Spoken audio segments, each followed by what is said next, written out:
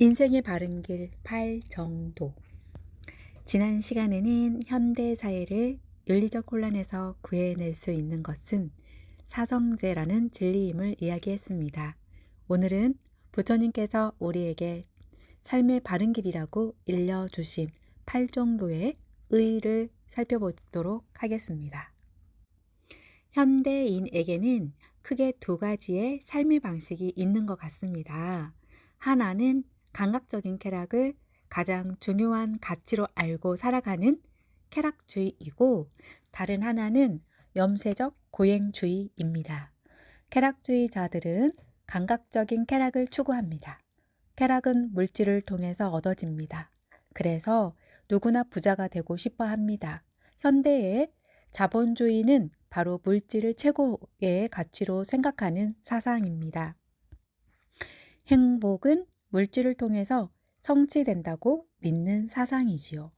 자본주의가 가장 발달한 미국에서는 사람의 가치를 연봉으로 평가한다고 합니다. 한 해에 얼마를 벌 수 있을까? 즉, 얼마나 많은 돈을 벌 수 있는 능력이 있는가가 사람을 평가하는 기준이 된다는 것입니다. 그러니까 유능한 사람이 가치 있는 사람이고, 유능한 사람은 곧 돈을 잘 버는 사람이라는 것입니다. 그래서 착하고 선량하지만 돈벌이가 시원치 않는 사람은 무능력한 사람으로 취급되어 소외당합니다. 그러나 아무리 못된 사람도 돈만 많이 벌면 사람들이 부러워하고 그를 따릅니다. 사람들이 이렇게 모든 것을 돈으로 평가하는 세상이 된 것에 염증을 느낀 사람들은 세상에서 도피하여 종교적인 세계를 찾기도 합니다. 세상이 말세가 되었으니 곧 망할 것이다. 굴욕과 고행으로 새로운 세상을 기다리자. 이렇게 생각하여 자기의 삶을 온통 종교에 바치는 사람들이 있습니다. 못된 사람은 다 죽게 되고 자기의 종교를 믿는 사람들만 살아서 영생을 누리게 될 것이라고 생각하는 것이지요. 그래서 이런 사람들은 자기 종교를 믿지 않는 사람들에게 적개심과 중호를 가지고 심한 경우에는 죽어도 좋다는 생각을 하게 됩니다. 일본에서 최근에 사회적 물의를 일으킨 옴진리교 같은 경우가 그러한 것입니다. 그러나 알고 보면 고행주의나 쾌락주의는 다 같은 행복을 애부에서 구한다는 점에서 그 근본은 같습니다. 쾌락주의는 현실 생활에서 쾌락을 얻을 수 있다고 생각한 사람들이 갖게 되는 생각이고, 고행주의는 현실에서의 쾌락을 포기하고 내세에서 쾌락을 추구하는 사람들이 갖는 생각인 것입니다. 이러한 삶의 태도는 행복이 어디에 있는지를 모르기 때문에 나타난 것입니다. 부처님은 우리에게 무의미한 고행을 해서도 안 되고, 그렇다고 욕망에 사로잡혀서 욕망을 충족시키는 삶을 영위해서도 안 된다고 가르쳤습니다. 우리의 행복은 외부에 있지 않고 내부에 있다는 것을 깨닫고 체험하여 우리에게 보여주신 것입니다. 부처님은 평생을 걸식하며 지냈습니다. 날마다 마을에 들어가 음식을 빌어먹었습니다. 음식을 얻지 못하면 굶었습니다. 때로는 멸시를 받기도 했을 것입니다. 그러나 부처님은 행복했습니다. 그리고 사람들에게 자신은 빌어먹고 살아도 행복하다는 것을 몸소 보여주셨습니다. 우리는 부처님보다 훨씬 좋은 음식에 좋은 옷을 입고 좋은 집에서 살아갑니다. 그러나 결코 만족을 모르고 괴로워합니다. 수행을 하는 사람이 부처님의 이러한 모습을 보지 못하고 존경받고 추앙받는 부처님의 모습만을 생각하며 깨달음을 구한다면 이것은 크게 잘못된 것입니다. 부처님은 다른 사람의 존경이나 멸시에 전혀 마음이 흔들리지 않는 열반을 성취하셨기 때문에 행복했던 것이며, 깨달음을 이루어 존경받기 때문에 행복한 것이 아닙니다. 사이성에서 가장 큰 부자인 급고독 장자는 왕사성에 갔다가 부처님을 처음 뵙게 되었습니다. 그는 숲에서 밤을 지내고 조용히 산책을 하는 부처님을 뵙고 편안히 주무셨냐고 인사를 하였습니다. 부처님은 급고독 장자에게 마음에 번뇌가 없는 사람은 항상 편안하다고 대답했습니다. 이 말에 급고독 장자는 행복은 밖에서 구하는 것이 아니라는 사실을 깨달았습니다. 자신은 나라에서 가장 큰 부자임에도 불구하고 편안한 생활을 하지 못하고 있는데 숲속에서 이슬을 맞고 밤에 보는 남루한 수행자의 모습에서 이 세상 어느 누구에게서도 볼 수 없는 평온하고 행복한 모습을 발견했던 것입니다. 그는 행복이 어느 곳에 있는지를 깨달았습니다. 그래서 그는 부처님께 자신이 사이성에 돌아가면 부처님의 가르침을 세상에 전할 좋은 절을 지어서 부처님에게 바치겠노라 약속했습니다. 사이성에 돌아온 급고독 장자는 자기의 전 재산을 바쳐서 급고독을 지었습니다. 이 절은 빈비사라 왕이 세운 왕사성의 중림정사와 함께 인도에서 부처님의 정법이 널리 유포된 포교의 본거지가 되었습니다. 부처님이 직접 행하고 가르친 팔정도는 열반으로 가는 길입니다. 팔정도를 통해서 도달하게 되는 열반은 우리의 마음에 있습니다. 법 하경에 이런 말씀이 있습니다. 모든 법은 본래부터 항상 그 자체로 열반의 상태에 있다네. 제자들이 그 길을 실천하면 미래에 반드시 부처를 이루리. 우리는 본래 열반의 상태에 있는 우리의 참모습을 모르고 살아가고 있습니다. 불행은 이와 같은 무지에서 비롯된 것입니다. 팔정도는 무지에서 벗어난 삶을 의미합니다. 팔정도의 출발점이 되는 정견은 바로 무지에서 벗어나는 것을 의미합니다. 무지에서 벗어나 우리가 본래 부처이고 우리는 본래 열반의 상태에 있음을 믿고 살아가면 반드시 열반을 체험하게 된다는 것이 팔정도입니다. 그렇다면 본래 열반에 있는 우리의 참모습은 어떤 것일까요? 그것은 무아입니다. 무아란 자기 존재의 부정이 아니라 자기 존재의 실상입니다. 부처님은 이와 같은 무아의 모습을 자바함 335경에서 다음과 같이 이야기하고 있습니다. 보는 자, 보는 행위의 주체. 이렇게 보는 자는 생길 때 오는 곳이 없고 사라질 때 가는 곳이 없다.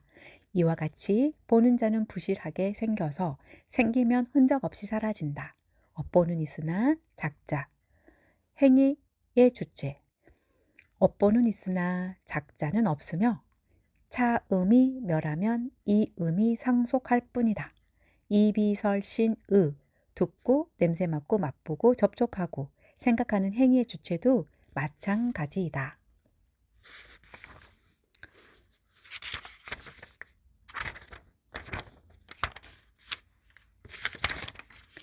이 경에서 부처님은 무아는 곧 업보라고 말씀하십니다.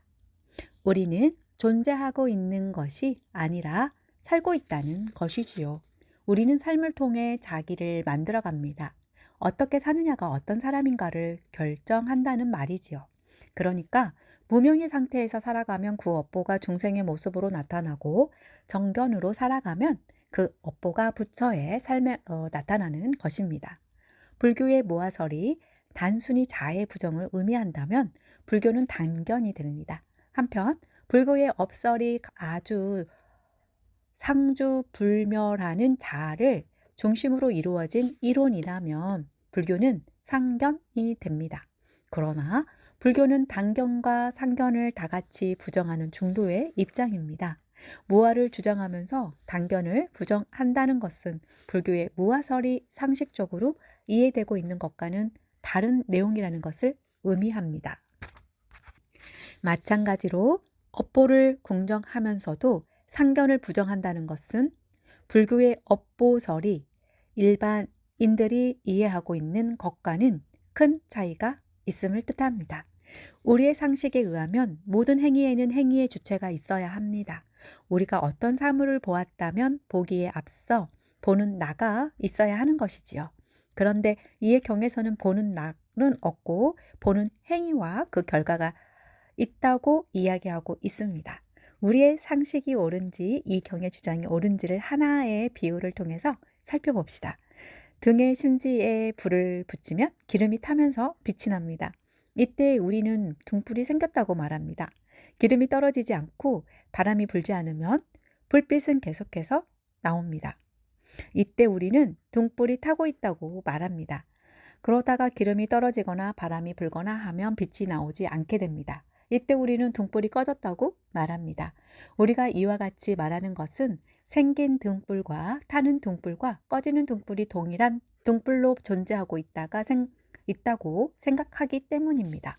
그러나 생기는 등불과 타는 등불과 꺼지는 등불은 동일한 등불이 아닙니다. 등불은 기름이 연소하면서 내는 불빛입니다. 기름은 쉬지 않고 타서 없어집니다. 처음 심지에 있던 기름은 타서 사라지고 새로운 기름이 계속해서 새롭게 타오릅니다. 삼법인 가운데 재무상은 이러한 현상을 의미합니다. 등불은 무상한 것이므로 생겨서 타다가 꺼지는 등불은 실제로는 존재하지 않습니다. 삼법인 가운데 제법 무한은 이러한 이치를 의미합니다. 우리는 등불이 빛을 낸다라고 말할 때 등불이 존재해야 빛을 낼 수 있다고 생각하지만 사실 빛을 내면서 존재하고 있는 등불은 없다는 것입니다. 그렇다고 해서 빛이 나지 않는 것은 아닙니다.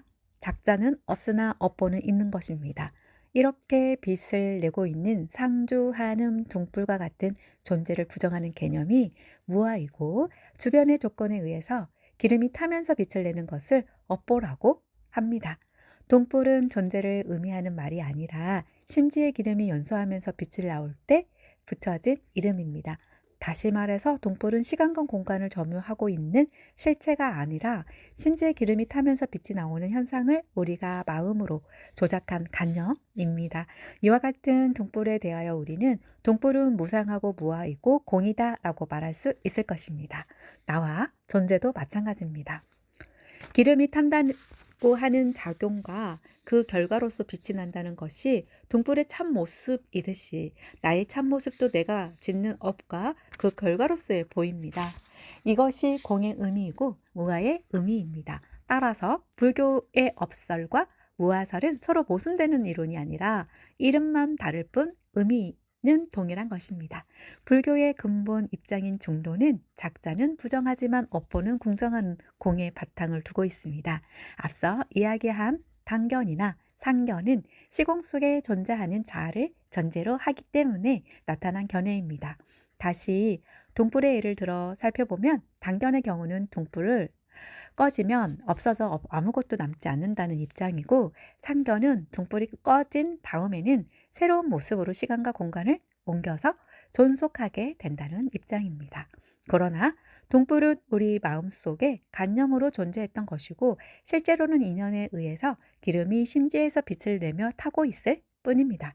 따라서 생긴 등불도 없고 타고 있는 등불도 없으며 꺼져 없어질 등불도 없고 꺼진 뒤에 존속할 등불도 없습니다. 그렇다고 해서 기름이 탈 때 빛과 열이 나오지 않는 것은 아닙니다.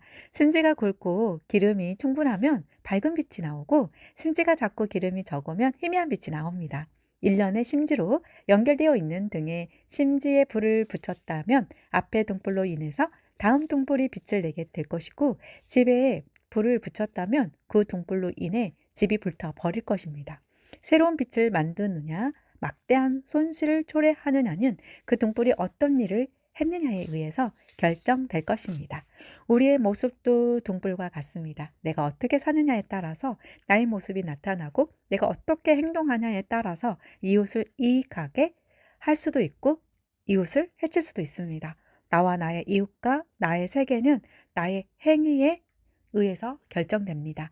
그리고 행위와 결과, 즉 업과 그 갑오 사이에는 필연적인 인과관계가 있습니다. 착한 일을 하면 나와 나의 이웃이 행복해지고 악한 일을 하면 나와 나의 이웃이 불행해집니다. 따라서 행복한 삶을 위해서는 착한 일을 해야 하고 악한 일을 해서는 안 된다는 것은 의문의 여지가 없습니다. 팔정도는 무아와 업보의 진리를 바르게 이해하여 살아가는 인생의 바른 길입니다. 우리가 팔정도를 바르게 실천한다면 이 사회의 윤리적 회의론이나 가치의 개인주의는 결코 나타날 수가 없을 것입니다. 진리에 대한 바른 알문, 이렇게 우리의 바른 실천과 연결됩니다. 부처님께서는 말한 대로 행하셨고 행한 대로 말씀을 하셨습니다. 아는 것과 행하는 것은 결코 둘이 될 수 없습니다. 이것이 불교입니다.